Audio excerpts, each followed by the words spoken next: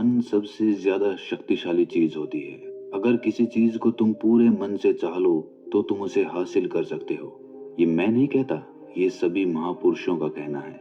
लेकिन अगर ये सत्य है, ये सच है, तो जो हम अपने मन से चाहते हैं वो हमें हासिल क्यों नहीं होता है? भाई, कोई भी इंसान अपने मन में दुख तो नहीं चाहेगा, लेकिन वो रहता तो दुखी है।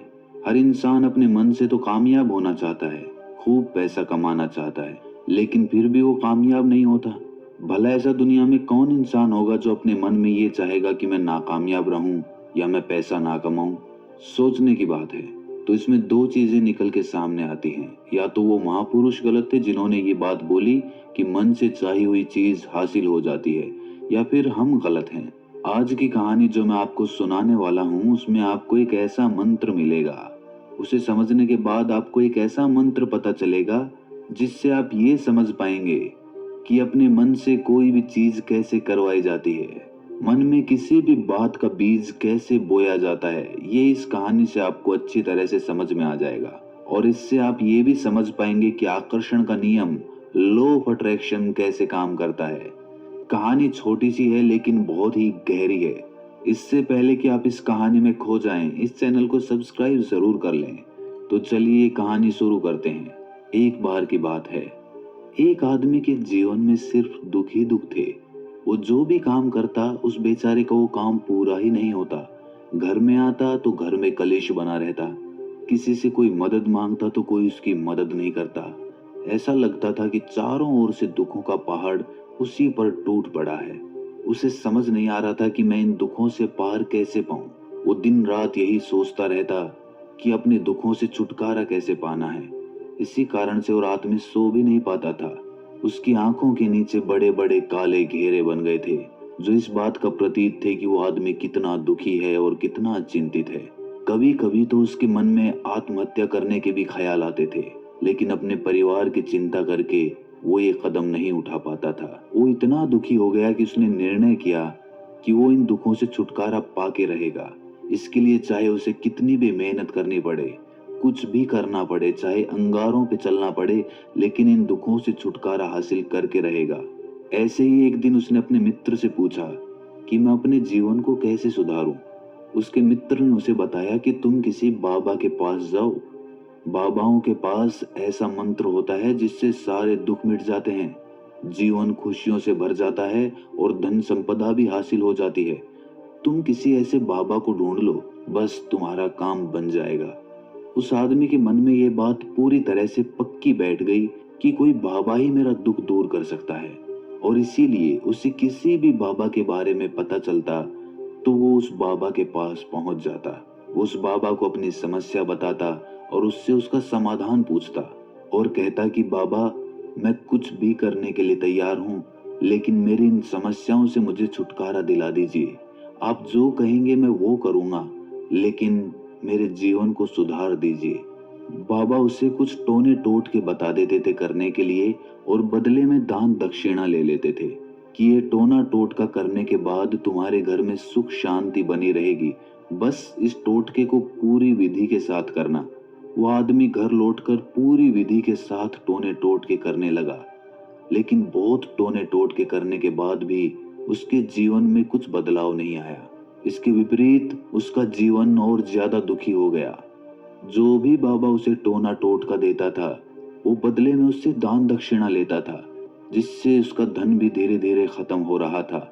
इससे उसके जीवन में दुख और ज्यादा बढ़ गए। तब उसे लगा कि बाबाओं के पास जाने से तो मेरे जीवन में दुख कम होने की बजाय बढ़ते ही जा रहे हैं, तो मुझे क्या करना चाहिए? बाबाओं के पास जाऊं या ना जाऊं?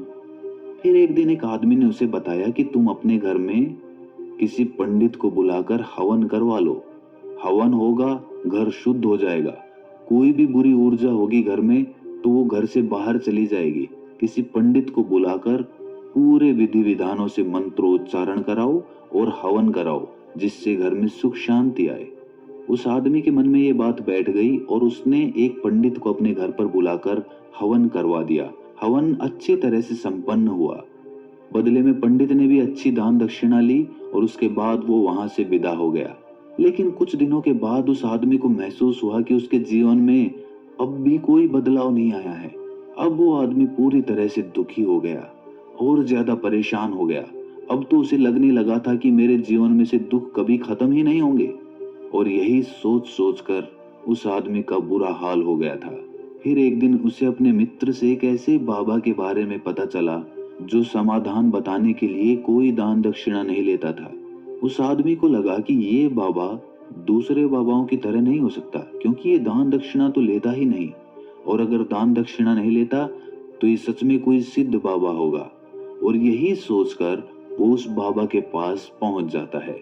जब वो आदमी वहां पर पहुंचता है तो वो बाबा ध्यान में बैठे हुए थे। ये देखकर वो आदमी वहीं पर चुपचाप बैठकर ध्यान से बाहर आने का उनका इंतजार करने लगा।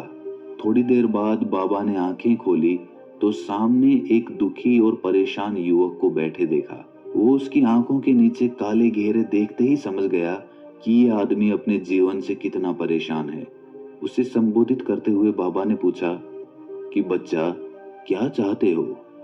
बाबा के पास क्या लेने आए हो? उस आदमी ने कहा कि बाबा, मैं अपने जीवन से बहुत परेशान हूँ।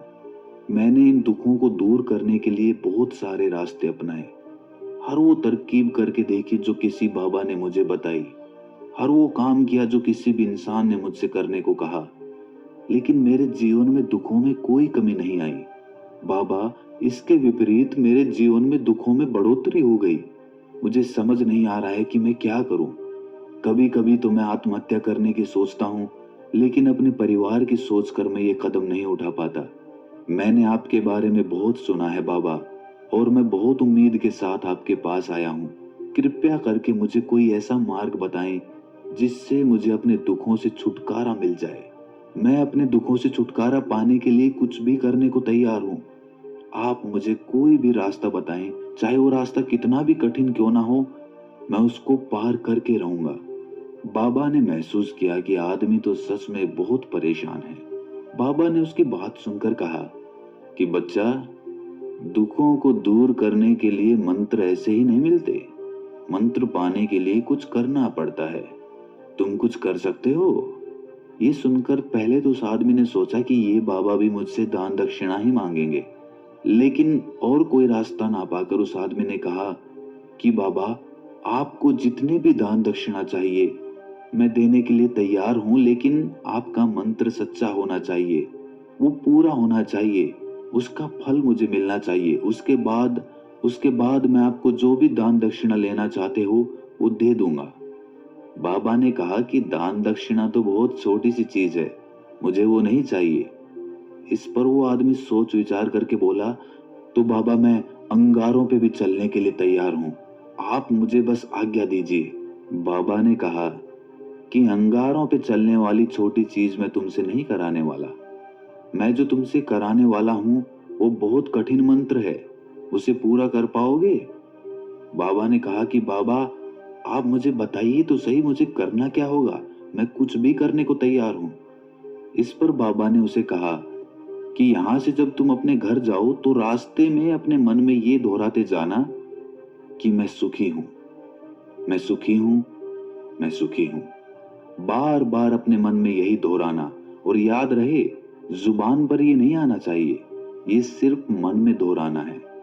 ये सुनकर वो आदमी बोला, बाबा, बस इतनी सी बात, ये तो मैं चुटकी बजा के कर लूंगा, लेकिन इससे होगा क्या?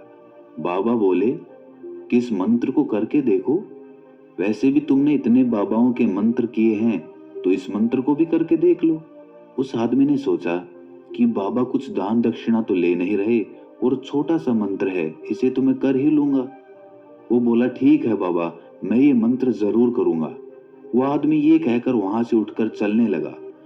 लेकिन जैसे ही वो चलने लगा, पीछे से बाबा ने बोला कि बच्चा, एक बात याद रखना, जब तुम ये मंत्र अपने मन में दोहराओ तो तुम्हारे मन में बंदर के विचार नहीं आने चाहिए, बंदर का ख्याल भी नहीं आना चाहिए, तो ही ये मंत्र सिद्ध होगा। वो आदमी बोला, मुझे तो आज तक बंदर का कोई विचार नहीं आया, तो अब क्यों आएगा? आप चिंता मत करिए बाबा, मैं बस मन में यही दोहराऊंगा कि मैं सुखी हूँ, मैं सुखी हूँ। इसके अलावा बंदर का कोई विचार मेरे मन में नहीं आएगा। ये कहकर वो आदमी वहां से चल दिया। वो अपने मन में मैं सुखी हूँ, मैं सुखी हूँ ये दोहराता हुआ थोड़ी दूर ही चला था कि उसके मन में अचानक बंदर का ख्याल आ गया। बंदर का ख्याल एक बार आया और चला भी गया, लेकिन उस आदमी ने सोचा कि आज तक तो मुझे बंदर का कोई विचार नहीं आया, ये आज बंदर का विचार क्यों आ गया? और ऐसे करके उसने उस बंदर के विचार को पकड़ लिया। वो ये भूल गया कि मुझे क्या मंत्र दोहराना है और वो बंदर के बारे में सोचने लगा। जब थोड़ी देर बाद उसे फिर से होश आया तो वो फिर से अपना वही मंत्र दोहराने लगा जो बाबा ने उसे बताया था, मैं सुखी हूँ, मैं सुखी हूँ। लेकिन अचानक से उसे सामने एक बंदर दिखाई दिया और ये देखकर उसके मन में फिर से बंदर का विचार उठ गया और वो अपने अंदर से इस विचार को बाहर फेंकना चाहता था। वो चाहता था कि मेरे अंदर किसी भी तरह बंदर का विचार ना आए, लेकिन उसे तो सामने बंदर ही दिखाई दे गया। ऐसे ही जद्दोजहद करते करते वो घर पे पहुंचा और घर पे पहुंचने के बाद अपनी पत्नी को कहा कि हे बंदरिया, मुझे खाने में बंदर परोस दो। और जब उसे एहसास हुआ कि उसने क्या बोल दिया तो वो अपने बाल नोचने लगा। वो दीवारों में सर मारने लगा कि आज तक मुझे बंदर का कोई विचार नहीं आया और आज मुझे ये क्या हो गया है कि मुझे हर जगह बंदर ही बंदर नजर आ रहे हैं। ये कैसी माया है? यही सोच सोच कर वो आदमी रात भर सो नहीं पाया। रात भर करवटें बदलता रहा और सुबह उठकर सीधे उसी बाबा के पास पहुंच गया और उसके चरणों में गिरकर कहा कि बाबा, पता नहीं क्या चमत्कार हो रहा है, आज तक मुझे बंदर का कोई विचार नहीं आया, लेकिन कल से जब से आपने मुझसे कहा कि बंदर का विचार नहीं आना चाहिए, तब से मुझे हर जगह बंदर ही बंदर नजर आ रहे हैं। उस आदमी ने कहा कि बाबा, मुझे तो आपके पीछे पेड़ पर बैठा हुआ बंदर भी केले खाता हुआ दिखाई दे रहा है, ये हो क्या रहा है बाबा? ये सुनकर बाबा हंसने लगे। बच्चा, मन का जाल एक ऐसा जाल है जिसे समझ पाना इतना आसान नहीं है। बंदर तो तुम्हारे रास्ते में पहले भी आते थे। जब तुम मेरे पास आए थे तो इन्हीं पेड़ों पे ये बंदर घूम रहे थे, लेकिन तब तुम्हारे ध्यान में ये बंदर नहीं था। तब तुम्हारे ध्यान में सिर्फ अपने दुख थे। इसके बाद बाबा ने उसे बताया कि बच्चा, हम जिस चीज से भी दूर भागना चाहते हैं वही चीज हमारे मन में बहुत गहरे में प्रविष्ट हो जाती है, वो हमारे अंतर मन में समा जाती है। असल में हम जिस चीज से भी छुटकारा पाना चाहते हैं उससे छुटकारा इसीलिए पाना चाहते हैं कि वो हमारे साथ बहुत गहरे से जुड़ी हुई है और हम जितना ही उससे छुटकारा पाना चाहते हैं वो उतनी ही गहरी हमारे मन में बैठती चली जाती है और आखिरकार वो हमारे अंतर मन में छा जाती है।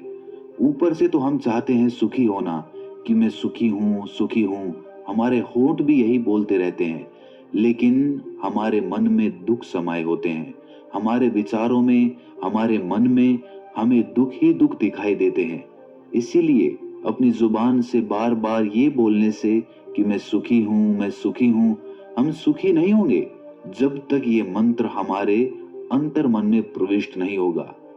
इस पर उस आदमी ने पूछा कि बाबा, लेकिन ये मंत्र हमारे अंतर मन में प्रविष्ट कैसे होगा? ये सुनकर बाबा ने कहा कि बच्चा, अपने दुखों से लड़ना बंद कर दो। जब तक तुम अपने दुखों को दूर करने की सोचते रहोगे तब तक वो दुख तुमसे चिपके रहेंगे, तब तक वो दुख तुम्हारे अंतर मन पर अपना राज जमाए बैठे रहेंगे। और जिस दिन तुम उन दुखों के बारे में सोचना ही छोड़ दोगे, उन दुखों से छुटकारा ही नहीं पाना चाहोगे, उसी दिन से तुम्हारी जिंदगी से दुख गायब हो जाएंगे। क्योंकि किसी भी चीज से छुटकारा पाने के लिए हमें उस चीज के बारे में सोचना पड़ता है और हम जितना ही उस चीज के बारे में सोचते हैं वो उतनी ही गहरी हमारे मन में प्रविष्ट होती चली जाती है। हम अधिकतर समय दुखों के बारे में ही सोचते हैं। हम यही सोचते हैं कि हमारे जीवन में दुख है और हमें इससे छुटकारा पाना है। इसी वजह से बार बार सोचने से वो दुख हमारे अंतर मन में प्रविष्ट हो जाते हैं और हमें एहसास भी नहीं होता। इसीलिए अगर तुम दुखों से छुटकारा पाना चाहते हो तो दुखों से छुटकारा पाने के बारे में सोचना छोड़ दो, तुम्हें दुखों से छुटकारा मिल जाएगा। अक्सर आदमी धूम्रपान छोड़ना चाहता है, शराब छोड़ना चाहता है, सुबह अपने आप से ये वादा करता है कि मैं कोई भी गलत काम नहीं करूंगा, लेकिन शाम को जब लौटता है तो नशे में चूर होकर लौटता है। ऐसा क्यों होता है? कि जो हम सोच रहे हैं वो पूरा कर ही नहीं पा रहे हैं। असल में हम उस चीज को बहुत ज्यादा तवज्जो दे रहे हैं, उस चीज को बहुत ज्यादा अहमियत दे रहे हैं। जब भी हम उस चीज को छोड़ने के बारे में सोचते हैं तो हम उसकी इम्पोर्टेंस यानी कि विशेषता और ज्यादा बढ़ा देते हैं। हमारा मन उस चीज के बारे में जितना ज्यादा सोचेगा, शराब या धूम्रपान छोड़ने के बारे में जितना ज्यादा सोचेगा, हमारा मन उतना ही उस चीज के पीछे ज्यादा भागेगा। हमें उस चीज से लड़ना नहीं है, बल्कि बिना सोचे गुजर जाना है। और अगर इस मंत्र को हम समझ लेते हैं तो हम अपने जीवन में जो भी पाना चाहते हैं उसे अपने अंतर मन में डाल सकते हैं। और एक बार वो लक्ष्य हमारे अंतर मन में बैठ जाता है तो फिर सफलता पाने में कोई समस्या नहीं आती, कोई दिक्कत नहीं आती। तो दोस्तों, कैसी लगी आपको ये कहानी कमेंट सेक्शन में जरूर बताएं, और अच्छी लगी तो इस चैनल को सब्सक्राइब करना ना भूलें। तो मिलते हैं अगली कहानी में, तब तक के लिए अपना ख्याल रखें।